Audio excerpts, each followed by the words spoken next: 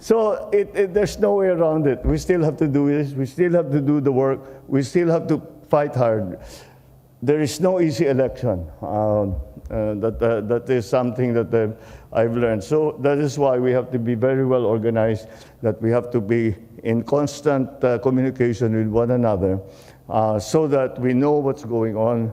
And at the very beginning, yan, trabaho ito ng ating leadership ng ating partido ay magkaroon tayo ng magandang plano, hindi lamang para sa national, kundi para sa lahat ng LGU, para lahat sa mga distrito ng mga congressman na kasama natin, mayroon tayong gagawin, but also in coordination with all the other parties that we are going to be in partnership with. So that's what we are doing now. And I know that all of you would want for this to succeed.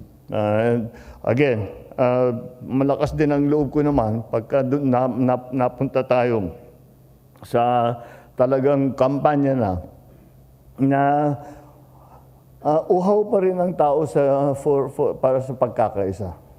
Talagang sa aking palagay, hanggang ngayon, ang tao ayaw na nila yung nag-aaway-away, ayaw na nila ang walang nangyayari dahil puro politika na lang ang pinaglalaban, ganun ang aking naramdaman mula ng Mayo noong 2022.